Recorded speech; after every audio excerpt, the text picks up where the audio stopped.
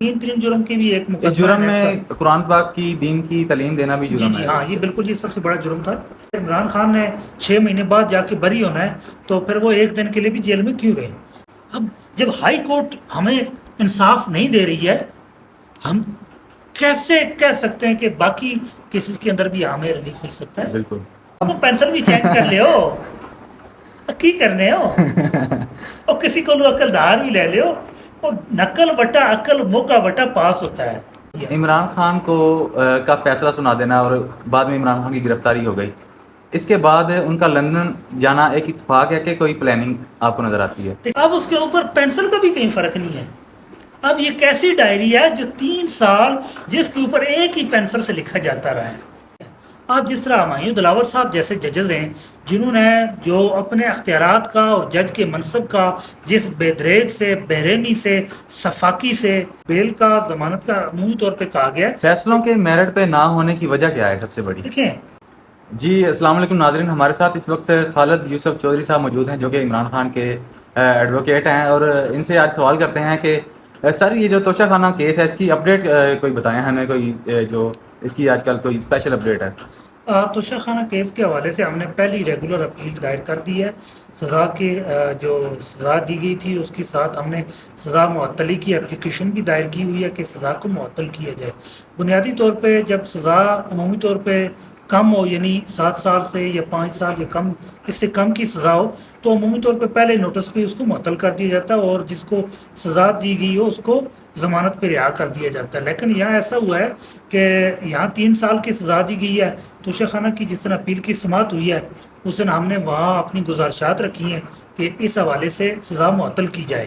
اس case کے اندر چونکہ سزا بھی کم ہے، اور اگر عمران خان نے 6 مہینے بعد جا کے بری ہونا ہے تو پھر وہ ایک دن کے لیے بھی جیل میں کیوں رہے؟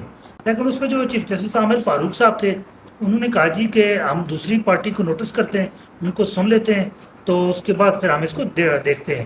اور ہم نے اس پہ کہا کہ ہم نے کہا اگر 6 مہینے بعد بھی جا کے اگر آپ نے اس میں سے اگر بری کرنا ہے تو پھر وہ ایک دن کے لیے بھی جیل میں کیوں رہے؟ تو اس پہ انہوں نے کہا کہ میں 4-5 دن کے اندر اس کیس کو دوبارہ سے لگا لیتا ہوں، اور انشاءاللہ ہمیں امید ہے انشاءاللہ جیسے ہی اب اس جو بھی تاریخ آنے والی ہے اس میں انشاءاللہ توشہ خانہ کیس میں عمران خان کی ضمانتوں کے وہ باہر آ جائیں گے. ایک توشہ خانہ کیس جو نیب کیس ہے اس کے اندر ضمانت کینسل کے حوالے سے کوئی اپڈیٹ چل رہی ہے کوئی؟ اب اس میں 2 کیسز تھے. نیب عدالت اسلام آباد میں جج محمد بشیر کی کورٹ میں تھے.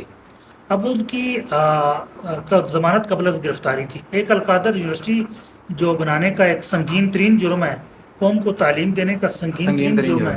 اب اس سنگین ترین جرم کی بھی ایک مقدمہ اس جرم میں قرآن پاک کی دین کی تعلیم دینا بھی جرم ہے. ہاں، یہ بالکل، یہ سب سے بڑا جرم تھا، اور یہ اس جرم کے اندر بھی ان کے اوپر کیس درج تھا وہ، اور دوسرا توشہ خانہ گفٹس کے حوالے سے تھا. اب اس کے اندر ضمانت تھی قبل از گرفتاری ہماری. اس نے ہم نے عدالت کے سامنے صدا کی، چونکہ اب اعلیٰ عدالتوں کے فیصلے بھی اس حوالے سے موجود ہیں کہ فیصلے جو ہمیشہ میرٹ پہ ہونے چاہیے، اور بیل کا، ضمانت کا عمومی طور پہ کہا گیا ہے. فیصلوں کے میرٹ پہ نہ ہونے کی وجہ کیا ہے سب سے بڑی؟ دیکھیں اب ہمارا جو جوڈیشل سسٹم ہے، اب ہمایوں دلاور صاحب جیسے ججز ہوں جو، اور پھر ان کے اوپر کوئی چیک اینڈ بیلنس نہ ہو، بالکل، اور ان کو ہلا شیری دی جا رہی ہو، تو یہ بنیادی وجہ ہے کہ اس سے انصاف کا قتل ہوتا ہے. اس سے نظام انصاف کا جو نظام ہے وہ مجروح ہوتا ہے. اب ایسے ججز کے اوپر کوئی چیک اینڈ بیلنس نہیں ہے، ان کا کوئی احتساب نہیں ہے. اب جس طرح ہمایوں دلاور صاحب جیسے ججز ہیں جنہوں نے جو اپنے اختیارات کا اور جج کے منصب کا جس بے دریغ سے، بےرحمی سے، صفاقی سے، اور میں اگر یہ کہوں کہ انتہائی سخت غلط انداز سے عمران خان کو کا فیصلہ سنا دینا اور بعد میں عمران خان کی گرفتاری ہو گئی، اس کے بعد ان کا لندن جانا ایک اتفاق ہے کہ کوئی پلاننگ آپ کو نظر آتی ہے؟ دیکھیں اس میں ایک باقاعدہ پلاننگ تھی. پہلے دن اسلام آباد ہائی کورٹ کے اندر ہماری اپیل گئی. ہماری اس میں اپیل تھی کہ ہمارا حق دفاع بحال کیا جائے. یہ ہماری بنیادی پٹیشن تھی جو 10 اگست کو لگی تھی کل. اب اس پہ آگے تاریخ اس میں ابھی تک نہیں پڑی. اب وہ ہمارا بنیادی تھا کہ ہمارا حق دفاع بحال کیا جائے اور کیس ہمایوں دلاور صاحب سے کسی دوسرے جج کو ٹرانسفر کیا جائے. اب جو چیف جسٹس صاحب تھے انہوں نے یہ کیا کہ ہمارا کیس واپس ہمایوں دلاور صاحب کو بھیجا، اور ساتھ میں کہا جی آپ نے آخری بحث کے دلائل سن کے فیصلہ دے دیں. ٹھیک ہے. اور ساتھ مینٹینیبلٹی پہ بھی فیصلہ دیں. ٹھیک ہے. آخری دلائل دن کے ساتھ. اب ساتھ میں جو ایڈیشنل سیشن جج تھے فیضان حیدر گیلانی صاحب، جیسے ہمارے سامنے سوشل میڈیا پہ کچھ رپورٹس آئی ہیں کہ وہ ان کی نامینیشن ہوئی تھی لندن کے کورس کے لیے، لیکن اچانک ہی ان کا نام ہٹا کے ان کا نام ڈالا گیا اور دوسرے دن انہوں نے فیصلہ سنا اور شام کو چلے گئے. ہمیں تو سارا فکس میچ لگتا ہے بیسیکلی. جی نو ڈاؤٹ.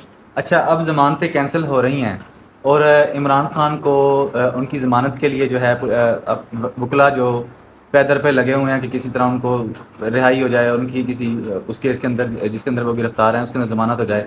تو کب تک یہ آپ کو امید ہے کہ وکلا ان کو جو ہے وہ جیل سے رہائی دیکھیں توشہ خانہ والے کیس میں تو ابھی انشاءاللہ وہ آ جائیں گے. جی، اس میں ضمانت ہو جائے گی، ہائی کورٹ سے سزا معطل ہو جائے گی. باقی کیسز کے اندر لگے ہوئے ہیں. لیکن اب ہم اپنی طرف سے دیکھیں، جب جس ملک میں قانون ہو، انصاف ہو یا رول آف لا ہو، آئین اور قانون کی بالادستی ہو، وہاں آپ یہ کہہ سکتے ہیں کہ آپ اتنے ٹائم فریم کے اندر یہ اس کیس کا ڈیسائیڈ ہو جانا اور آپ نے باہر آ جانا ہے. لیکن بنیادی طور پہ پاکستان کی جو اس وقت حالت ہے کہ ایک شخص جو یونیورسٹیاں بناتا ہے، ایک شخص جو ہسپتال بناتا ہے، ایک شخص جو قانون کی بات کرتا ہے، ایک شخص جس نے کبھی ٹریفک کا سگنل ہی توڑا، اس کے اوپر 200 کیس بنا دیے گئے ہیں. اب یہاں بنیادی طور پہ اس وقت جو ہمارا عدالتی نظام ہے، اس کے حوالے سے ہم کچھ بھی نہیں کہہ سکتے کہ یہ ہمیں انصاف دے سکے گا یا نہیں دے سکے گا، کب انصاف دے گا. یعنی پھر اب ہم اس سے اندازہ لگائیں کہ ابھی کوئی پتہ نہیں ہے، جب ان کا جن کا دل چاہا ہوا ہے عمران خان کو جیل میں رکھنے کا، جب ان کا دل چاہے گا ان کو باہر نکالنے کا، وہ نکالیں گے. بالکل ایسے ہمارے کیسز سے ان کو جیتنے سے کوئی فرق نہیں پڑتا. دیکھیں اب میں نے ایک بات کی ہے کہ جب رول آف لا ہو، جب آئین اور قانون کی بالادستی ہو، تو پھر آپ کسی بھی چیز کی کہہ سکتے ہیں کہ آپ اس کے لیے ٹائم فریم دے سکتے ہیں، کوئی باتیں کہہ سکتے ہیں، اس حوالے سے کوئی پیشگوئی کر سکتے ہیں. اس وقت ہمارا نظام انصاف مکمل طور پہ کولیپس کر چکا ہے. ہم کس قانون پہ جو اوپر جو ہمارا میرٹ بنتا ہو، جو ہمارا حق بنتا ہو، ہم یہ بھی نہیں کہہ سکتے عدالت ہمیں یہ حق دے گی یا نہیں دے گی. ہمارا حق دفاع بنتا تھا توشہ خانہ کیس کے اندر ہمیں نہیں دیا گیا، ہم ہائی کورٹ تک کے ہمیں نہیں دیا گیا. اب جب ہائی کورٹ ہمیں انصاف نہیں دے رہی ہے، ہم کیسے کہہ سکتے ہیں کہ باقی کیسز کے اندر بھی ہمیں ریلیف مل سکتا ہے؟ بالکل. یا وہاں ہمیں انصاف مل سکتا ہے، یا وہاں قوم کے ایک محبوب لیڈر کو انصاف مل سکتا ہے. ایسے تو کل جو اب عمران خان کے پیچھے لگے ہوئے ہیں، کل ان کے اوپر بھی ٹائم آ سکتا ہے. دیکھیں ٹائم تو جس طرح انہوں نے اصول سیٹ کر دیا، کیونکہ جو پودا وہ بو رہے ہیں وہ کل کو بڑا ہو جائے گا. انہوں نے پودا بو دیا، کل اس کا پھل بھی وہ کھائیں گے. انہوں نے جو کانٹے بوئے ہیں، کل ان کے پاؤں زخمی ہوں گے.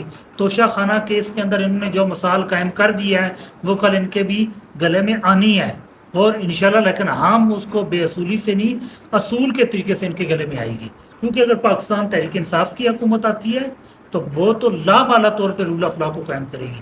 اور پھر جتنے بھی یہ چیزیں ہیں، چاہے وہ کرپشن ہے، چاہے وہ چوری ہے، ڈکیتی ہے، رازنی کی ہے، لوٹ مار کی ہے، اور توشہ خانہ کے اوپر انہوں نے جس طرح بھوکھوں کی طرح حملہ کر کے وہاں صفایا کیا، تو یہاں ان کے اوپر یہ وقت آنا ہے.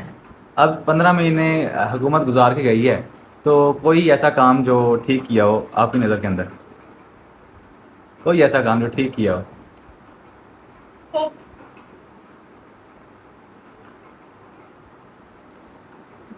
کیا میرے خیال پانی سے مکھن نکال، پانی چ مدھانی چلانے والی گل ہے.